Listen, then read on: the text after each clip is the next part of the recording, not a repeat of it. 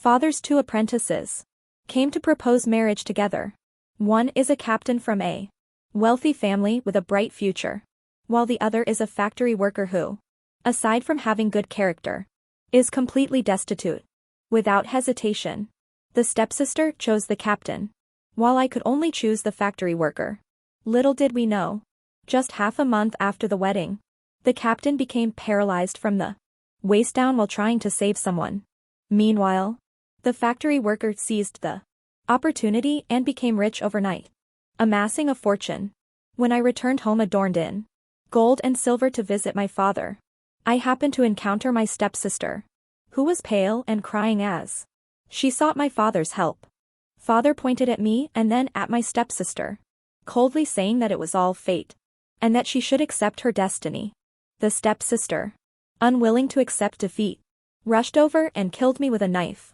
When I opened my eyes again, we had both been reborn to the day of choosing a husband. This time, she disregarded etiquette and initiated a relationship with the factory worker. I laughed without a care.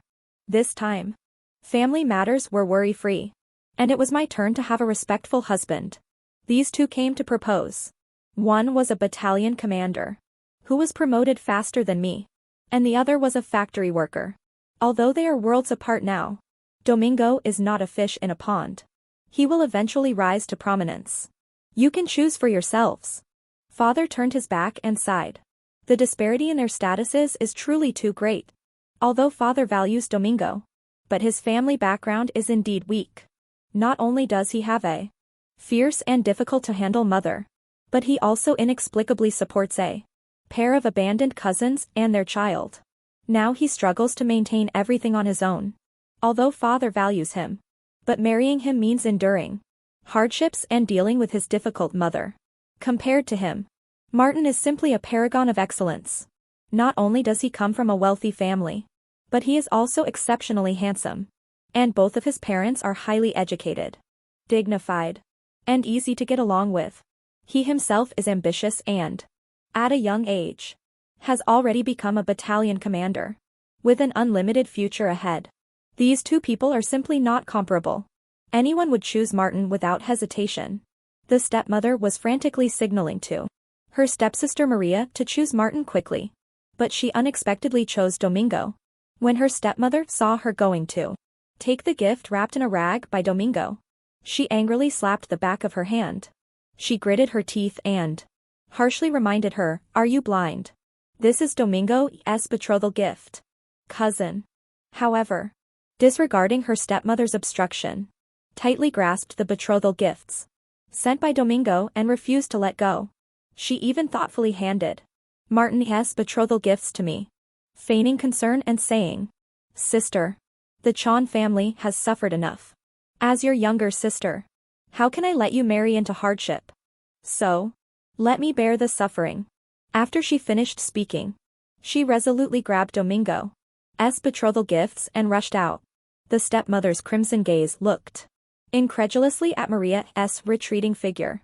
Her eyes were filled with confusion, as if she felt that Maria was possessed by some kind of demon. She was most afraid of hardship. Her stepmother probably couldn't understand why she was acting so strangely today. But I know. Because she, like me, has been reborn. In the last life. As soon as father finished speaking, my sister eagerly grabbed Martin's betrothal gifts. She and her stepmother lavishly praised Domingo as merely temporarily down on his luck, claiming he would surely achieve great glory in the future. But I do not want to marry. And I certainly do not want to marry Domingo. They went so far as to drug me to force me to marry Domingo, allowing Domingo to ruin my purity. They thought that when Maria married into the Jiao family, she would be waiting for a life envied by all as the wife of a battalion commander. And if I married into the Chan family, I would live a life of poverty. Who would have thought that Maria had barely been married for a month when Martin was injured on the battlefield, leaving him paralyzed from the waist down. He lay in bed due to his injuries, unable to move. And Maria had no choice but to help him with his bodily needs. Having always been pampered at home, with food served and clothes brought to her, How could Maria endure such humiliation? So, she caused a small disturbance every day and a big one every 3 days. In the end, the Jiao family's parents were extremely disgusted with her. Martin couldn't stand it any longer and filed for divorce. She had not yet been the envy of everyone as an officer's wife before she became the subject of everyone's ridicule. What is even more hateful is that they all spread rumors that she is a harbinger of doom, claiming that it was her fault that Martin became the way he is now. Whoever marries her is doomed. At that time, Domingo received help from his father. He truly hit the right opportunity at that time, overnight transforming from an obscure factory worker into a well-known local tycoon. And the mother-in-law, who was rumored to be difficult, also showed me great respect. Due to my father's help to Domingo, my life has been smooth. I have a nanny for cooking, and a luxury car for going out. With the support of money, dressing up, one becomes more and more attractive. In contrast to Maria, they all say I am Domingo's lucky star. Ever since he married me, his life has been on a smooth path. Domingo firmly believes in such sayings and treats me with great respect. Everything revolves around me, pampering me like a princess. When I returned home adorned in gold and silver to visit my father, I happened to encounter Maria, whose face was pale as she cried to my father. She wanted her father to teach Martin a lesson, but her father knew well that their previous grievances had nothing to do with Martin. Moreover, Martin was seriously ill at that moment. How could he lower himself to cause trouble for him now? When her father saw her return, he could only point at her and then at her stepsister. He coldly said, "You chose this path yourself. Everything is fate, and you must accept your fate. Accept fate." Others said she was a harbinger of misfortune, while they called me a bringer of good luck. She was already filled with grievances and resentment about this. But now her father stood on the side of others, telling her to accept her fate. Of course, the stepsister was unwilling to accept her fate. So, she rushed over and stabbed me. Now, however, we are reborn together. As my thoughts returned, I followed Maria to the outside of the factory where Domingo worked. I don't know what Maria told Domingo. Maria playfully intertwined Domingo's fingers, leading Domingo into the woods. Then the two of them. I secretly sighed. In broad daylight, Maria is truly bold to marry into the Chan family. In the evening, Maria ran up to me, her face flushed with excitement, boasting, "Sister, this time Domingo can only be mine. You should just go marry into the Xiao family and be your living widow." After saying that, she walked away with her head held high, full of pride. I watched her retreating figure and shrugged my shoulders indifferently. The Jiao family has no worries. And finally, it is my turn to receive the respect that Martin has given. As for the Chan family, every family has its own difficult scriptures to recite. Who can see the reality through the surface? I married Maria on the same day. The guests have dispersed, and the night has fallen. The healthy Martin pushed open the door, his face slightly flushed, closed the door, and walked towards me with a faint smile. He had deep features and a tall stature, but his handsome face appeared excessively youthful. My heart began to race violently as he slowly approached. Even in 2 lives, having been married in the last life, my face still betrayed me, and became hot at this moment. He saw me like this and suddenly let out a light chuckle. Then he thoughtfully handed me a glass of water. While pouring the water, he said, "I sent the betrothal gifts to your family, and later learned that your father took it upon himself to let you and your sister choose.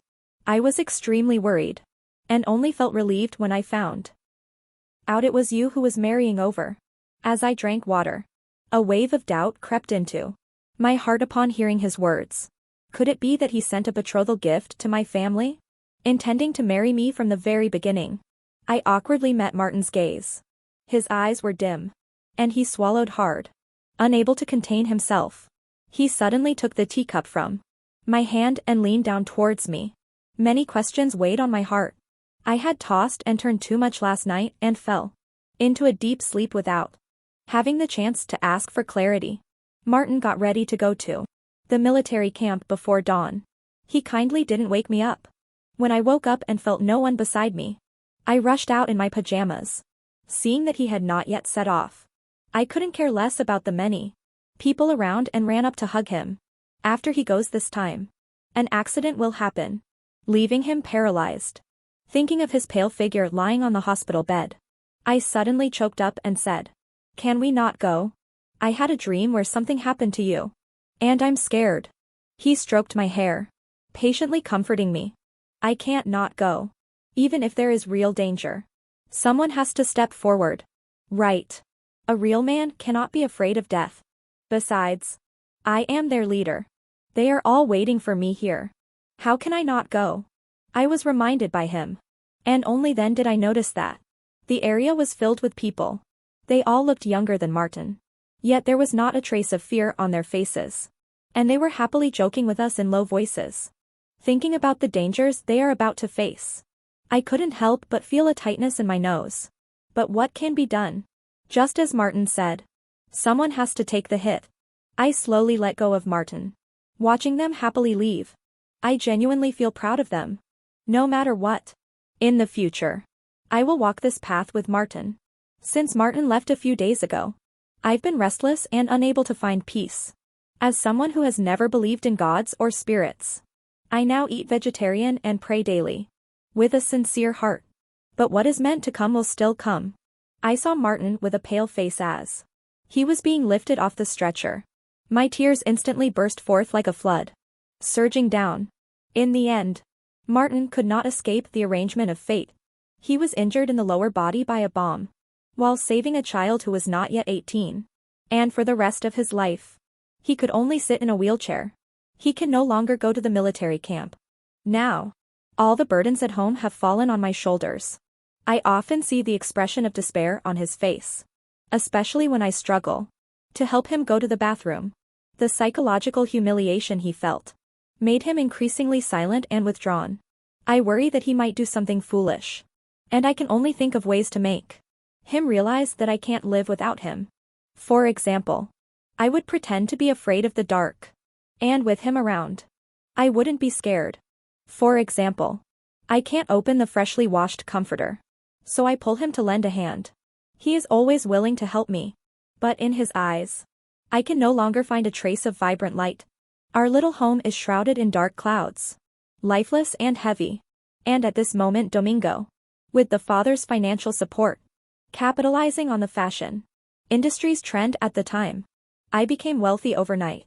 I bought luxury cars and villas, becoming a figure that everyone envied wherever I went. And Maria, like in my previous life, received support from her father due to the Chan family. Her family held Maria in high regard. Everything revolved around her. They hired a nanny at home. And when she went out, someone followed her for protection. Extremely ostentatious, Maria deliberately wore a sculpted outfit, carrying a necklace she bought from abroad, sparkling as she came to show off to me. "Sister, you see, I am living better than you now. I have money and power, and everyone respects me. There will never be any more troubles in my life." I was washing clothes and absent-mindedly nodded. Maria was unwilling to accept this. She didn't expect my reaction to be so ordinary, so she deliberately provoked me. "Unlike you, sister, who at a young age is living as a widow and has to take care of others' needs, your life will just be wasted like this." I still ignored her. She continued, "Sister, you may not know, but people outside say you are a harbinger of misfortune. It is you who caused Martin to end up like this." I was just about to turn around. Martin came out pushing the wheelchair and shouted at Maria, "Nonsense. If anyone dares to speak nonsense again, I will skin them." Maria glanced at him with disdain and coldly said, "Brother-in-law, still trying to show off. You even peeled someone else's skin. Don't you look in the mirror to see what you look like now? Can you even peel someone else's skin? Clearly just a useless person, who can't even take care of himself, yet still trying to show off. A man, relying on women every day. Isn't he ashamed?" She spoke each word slowly, biting down heavily. After speaking, a sense of unprecedented relief and pride appeared on his face. No matter how she speaks of me, I can choose to remain indifferent. But now Martin is already teetering on the edge of life and death. And she still deliberately seeks to undermine him. I caught a glimpse of Martin's frustrated face out of the corner of my eye. He lowered his head, like a child who has done something wrong, staring intently at my feet. I could no longer bear it and picked up the water used for washing clothes from the ground and splashed it at Maria. While splashing water, I yelled at her angrily. You deserve it. Every day meddling in things that don't concern you. You think you can act so shamelessly, pushing your luck. I'll drown you with your own words. Maria's clothes and bag have been completely ruined by my splashing. She couldn't dodge. And I chased her around the yard, drenching her. She turned back fiercely and glared at me. And finally, as if she had an idea, a hint of malice crossed her eyes. Taking advantage of my distraction, she quickly ran to Martin and pushed him to the ground. After succeeding, she ran while gleefully saying, "See, Martin is just useless. Jang Jing. You married a worthless man." I lost the water pipe and ran towards Martin in a panic. But he scolded me harshly. "Don't come over." I watched him struggle to get up by himself. But after several attempts, he remained motionless, instead getting his face and body covered in dirt and grime. Such a proud person. Yet he could no longer hold back his tears. I rushed over, holding him tightly, constantly comforting him. "It will be okay. Everything will be okay. I will always be with you." While cleaning up Martin, he kept apologizing to me with guilt. I didn't eat much for dinner before going to sleep. I can't let life continue like this. I want to Martin get back on track. And the only way is to find a way to heal his leg. I looked at the book I borrowed from the neighbor's student. Martin's leg may not be treatable right now. But that doesn't mean it can't be treated in the future. No matter what, I have to give it a try. Get into college. And then work hard to study medicine. In fact, in my previous life, I had already been accepted into a prestigious university. It was just after I received the admission notice, filled with joy, that I shared the news with Domingo. In front of me, before I could stop him, he unhesitatingly tore up my admission notice. To punish me for taking matters into my own hands, he locked me in the room for a whole month. Only after I bowed my head and admitted my mistakes was I released. Even now, thinking of him still sends shivers down my spine. I re-registered. And there are only 3 days left until the taken exam. Fortunately, it hasn't been too long since I last took it. I still have impressions of most of the questions. For the past 3 days, I have been quietly studying by candlelight after Martin falls asleep. Just when I was worried about what to do on the day of the taken exam, Martin was. He suddenly spoke up while having dinner the night before. "You prepare an extra day's worth of meals for tomorrow. I will have my previous assistant come to take care of me. You don't need to worry about me. Just go and take your exam with peace of mind." I have never told him about my participation in the taken exam, but he seems to have known in advance. And he has even thought of it for me. I watched his silhouette. I recall in the last life Domingo had a completely opposite attitude. I can't help but feel a bit fortunate. I am fortunate that the person I married in this life is him.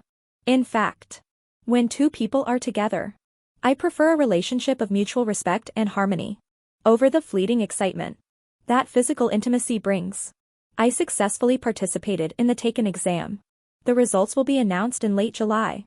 I will, barring any accidents, be admitted to University A.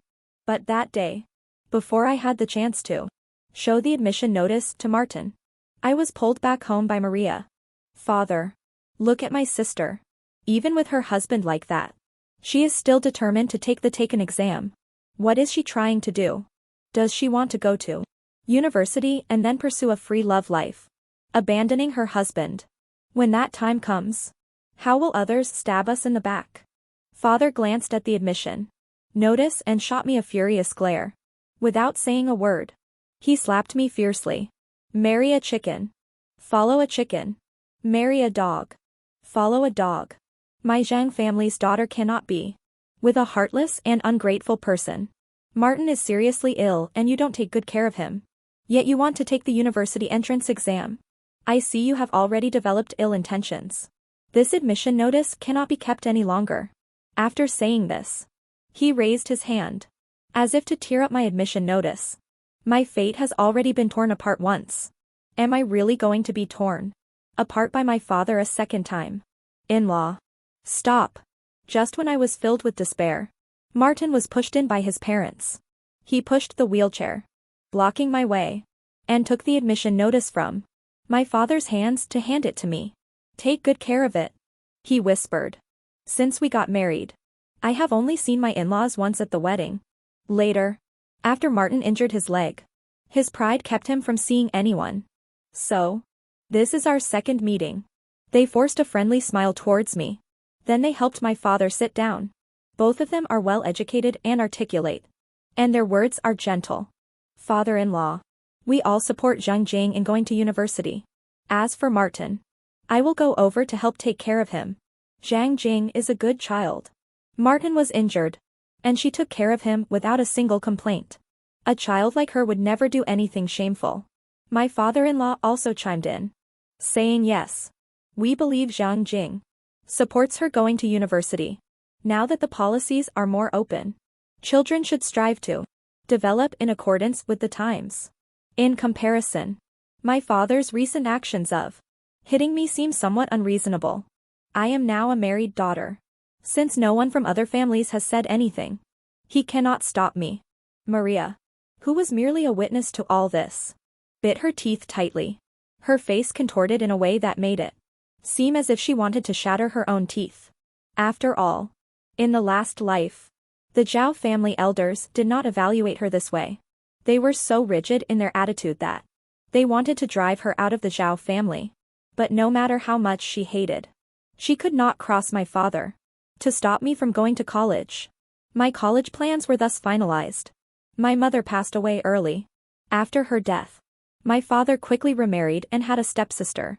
My stepsister is hypocritical, and after being slandered a few times while charging forward recklessly, my personality has become increasingly cautious. So even in my past life, despite not liking Domingo, I was still pushed into marrying into the Chan family. Even though I couldn't tolerate Domingo's behavior, I could only swallow my grievances. But now, with the emergence of the Xiao family, I have tasted the sweetness of having someone backing me up. One night, when Martin was getting ready for bed, I suddenly grabbed him. I asked him, "Do you remember the little girl who was wrongfully accused by her stepmother of stealing money? And you used your own money to cover her losses. You boldly declared that she had a wicked stepmother." My big, fluttering eyes were resting on his legs, looking at him with anticipation. He suddenly smiled, playfully poking my nose with his finger, and said, "Of course I remember. That poor little thing is you, isn't it?" He hadn't smiled in a long time, and I was mesmerized by the corners of his mouth. Suddenly, I gathered my courage and said, "Do you know that little girl has always liked you?" He leaned down, gazing at me with gentle eyes.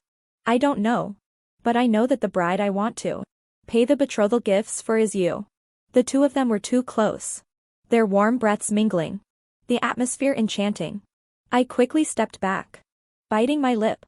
My face flushed as I ran to the desk. While frantically flipping through the pages, I mustered the last bit of courage and said, "So I will work hard to learn medicine, to heal your leg. I want to be with you for a lifetime." I tightly pinched my hands. My cheeks felt as if they were burning with heat. After a long while, I heard him say, "Then I have to work hard too. I don't want to be called a husband who relies on his wife." From that moment on, not only did I study, Martin also began to learn decryption. Like cracking a code for intelligence. I really don't understand it, but he seems to be enjoying himself, drawing a bunch of numbers every day. Since I've been reborn, I don't want to be pushed around anymore. Now is the time of rapid economic development. So, I also took out a portion of money to invest in some industries that made money in my previous life. The money turned around quickly, and in the end Jiao Te's mother handed over all of Jiao Te's family assets to me to manage. Everything is developing in a positive direction. But Maria couldn't sit still. She pretended to visit Martin with some things. But in reality, she was mocking him. I got pregnant just over 2 months after marrying Domingo. Although he is a rough man, he knows how to please us women. Sister, look at you. What kind of hard times are you living with your brother-in-law? I truly pity you for being with this useless man who is neither a eunuch nor a monk. I rolled my eyes and reminded her. You are pregnant now, so you must be careful of your brother-in-law. But she didn't understand my implication and thought I was talking about their intimate life. She proudly said, Sister, don't worry. He treasures me a lot. I glanced at her like an idiot and continued reading. She looked at my book filled with notes with disdain and said, What's the use of studying?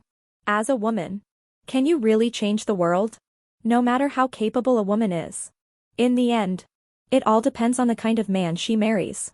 Otherwise, it's all useless. Great people say that women can hold up half the sky. Oh, I forgot. You don't read at all.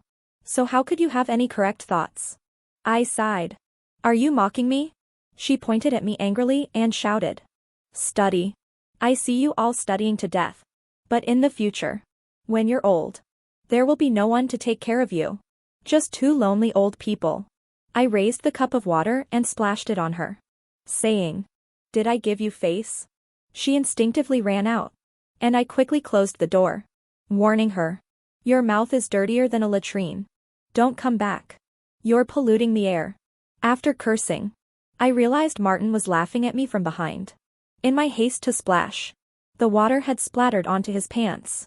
I squatted down to help him wipe it off, recalling Maria's unpleasant words from earlier. I don't care about physical intimacy. Just having you by my side makes me very happy. I had just reached a certain spot on the inner thigh. He held my hand tightly, his palm burning, with a pained expression. I actually just have a limp. It's not that I can't do it. During the Mid-Autumn Festival, my father invited us to celebrate together. I pushed Martin and brought some fruit over. As soon as I reached the door, I heard the lively sounds from inside. The stepmother shouted sharply, as if afraid that the neighbors within an 800-meter radius wouldn't hear. I heard this fruit is imported and more expensive than gold. Truly, I am blessed by my good son-in-law. My life is probably more luxurious than that of past emperors. Martin awkwardly weighed the fruit we bought from the store at the door. Isn't this a bit too little? I shook my head. They only deserve such gifts. I confidently pushed Martin inside to greet. We have arrived. The stepmother, with sharp eyes, picked up the fruit in Martin's hand and disdainfully wrinkled her nose. Look at this. This is the fruit sent by the Jiao family. Discounted promotional fruit from the store. Are they afraid we can't afford fruit and want to make us look shabby? Father clicked his tongue, took the fruit from the stepmother's hand, and instructed us to sit down. But anyone with clear eyes can see that he now prefers the powerful second son-in-law. However, I have never hoped for their different regard. I came here this time purely to watch the spectacle. This time, I came to my father's house with Maria and them, and also Domingo's cousin and her son. I looked at the child, who looked almost exactly like Domingo, and couldn't help but smile a little. Yet Maria is still unaware, persistently treating her mother and child as one family. But they truly are a family. During the meal, Domingo suddenly toasted Martin. I stepped in for Martin and explained. He is injured and cannot drink. A slightly tipsy Domingo seemed to just realize, pointing at Martin his leg, and bluntly chuckled. I forgot. Brother-in-law is a paraplegic. I wanted to get up, but was held back by Martin beside me. He smiled at me and said, It's fine. But Domingo seemed unrestrained and continued. Brother-in-law can't be an officer now. And he can't rely on my sister to support him at home. Right. In that case, my company still needs a security guard. I'll pay you a little salary. You won't have to do anything. Just sit in the wheelchair and help me watch the door. After he finished speaking, he mockingly winked at Martin. I couldn't hold back and retorted directly. Since you haven't eaten at your brother-in-law's place, you shouldn't worry about these trivial matters. As soon as I finished speaking, The stepmother slammed her chopsticks down and shouted at me. Who are you trying to provoke? Others kindly offered you a job. And if you don't want it, that's fine. But don't act tough in front of people now. Just don't come begging us later. Father sat upright in his chair, his face ashen. The stepmother said this, and he didn't oppose her. Instead, he kept toasting Domingo and never acknowledged Martin once. I regret a bit.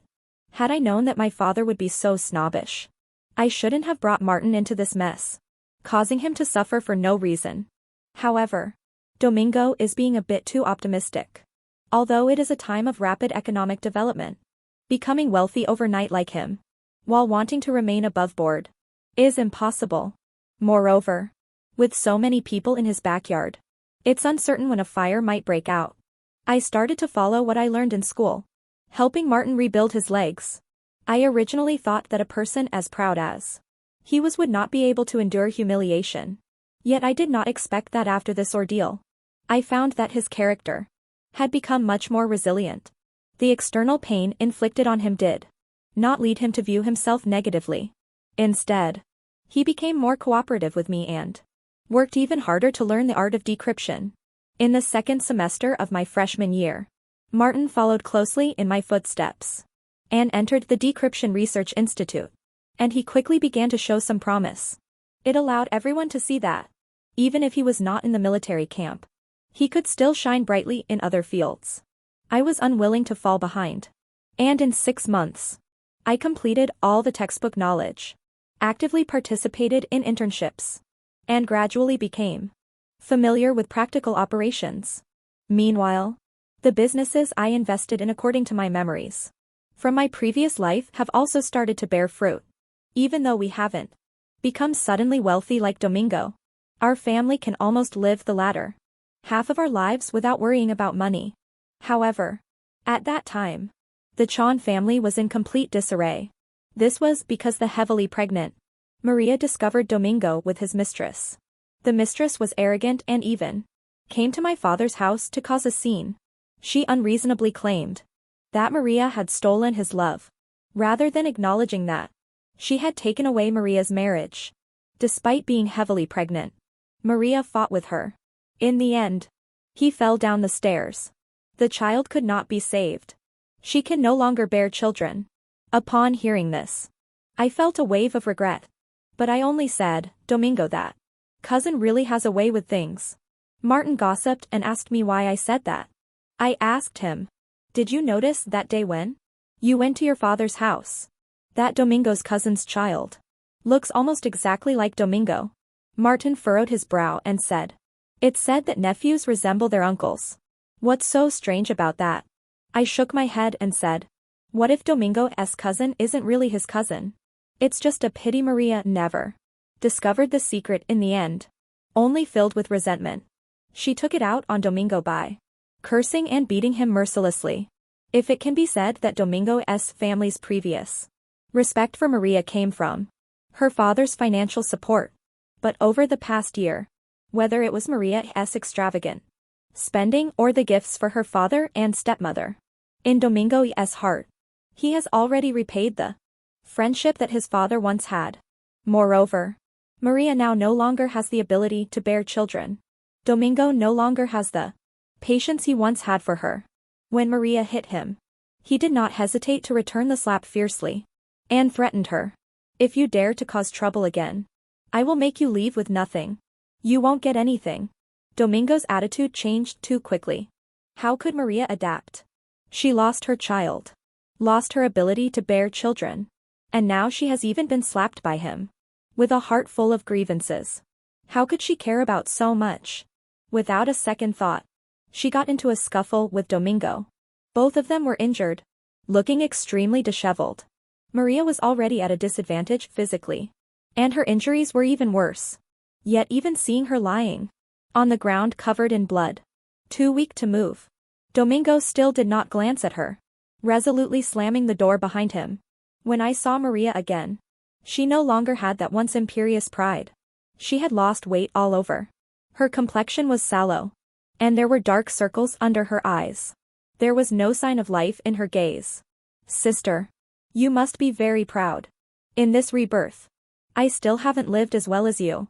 I took a sip of coffee and casually said. I have never thought about comparing myself to you. Living life. The warmth and cold are known only to oneself. And it has never been for the sake of others. Also, don't come to talk to me again. Considering it, we are indeed enemies. She smiled faintly. Her lips carried an unshakable bitterness. I looked at her current appearance. And for a moment, I saw the version of myself who had the admission. Notice torn up by Domingo and was locked in a room for a month. Thinking of Domingo's self-satisfied smirk, I couldn't help but remind Maria. Domingo became rich overnight. Haven't you thought that? Something might be wrong with that. And his cousin's son. I suggest you better get a paternity test done between him and Domingo. After speaking, I turned and left. Why do you want to help me? She suddenly called out to me. I stopped in my tracks. Memories flashing back to the fear I felt. Being dominated by Domingo at Chan's house. And then there was his cousin, who always appeared like a shadowy figure. But I knew she was the venomous snake lurking behind. In my previous life, if it weren't for her instigating things early on, how could I have had my admission notice torn apart? And this time, causing Maria to lose her pregnancy and her ability to bear children. I found out that the mistress was merely a pawn pushed forward by Domingo's cousin. I thought for a moment and said, perhaps our fates are intertwined. The only woman I wish to help is not you. Maria has finally used her brain a bit. She first took care of herself, pretending to submit to Domingo, allowing everything to remain the same. Then she quietly went to do the paternity test for the child with Domingo, feigning grievance. She threw all this evidence in front of Domingo. Only then did Domingo have to explain that his cousin was a child bride he brought from his hometown. He had no choice back then due to poverty, which is why he had to conceal their identities and marry Maria to gain his father's support. Maria, surprisingly good-natured, did not blame him. Instead, she felt sorry for him. She managed to coax Domingo into submission. Instead, it made Domingo feel guilty towards her. Maria pouted and said somewhat aggrieved. Unfortunately, I can't help you have children now. But I really don't want to be a burden to you. Seeing you struggle so much, I want to do my part to help you. She blinked her eyes, scratching Domingo's heart with desire. Otherwise, I'll go to the company to help you. It also saves me from thinking about my child who is about to be born every day. Domingo, what reason was there to refuse? Looking at Maria's aggrieved expression, he nodded without a second thought. Maria had a smirk of triumph at the corner of her mouth. From then on, she also began to bury herself in her studies. However, what she studied were all matters related to company management. During this time, several unfamiliar faces were introduced. To say that those faces were unfamiliar is not entirely true, because anyone who frequently visits the police station would certainly recognize them. Maria was surprisingly quick. In just 2 months, she sent Domingo to prison. The reason is that Domingo started the company to seize business opportunities. Not only did he kill a person, but he also stole 10 million from that person's account at the time. That is how he became rich overnight. Domingo's wealth comes quickly but also leaves quickly. All of his assets were seized. And Maria, in order to get rid of him, did not hesitate to inform him of this news in advance. This led him to physically assault her. In the end, the police arrived in time to save Maria. She quickly divorced Domingo on the grounds of domestic violence, and was left completely drained. Moreover, she pointed out that Domingo's cousin's son was indeed Domingo's child, which led the murdered enemy to find the true culprit. Her series of harsh actions drew the criticism of everyone around her. Even her mother felt that she was bringing this upon herself, blaming her for sending such a good son-in-law to prison. She started several businesses locally, but none attracted any customers. And in the end, she had no choice but to leave for another place. Before leaving, she came to see me. At that time, Martin was already able to stagger while supporting himself on things. And I was also pregnant, with a slight visible bump. My in-laws were taking care of us at our home. The family was harmonious and joyful. Maria stood at the door for a long time.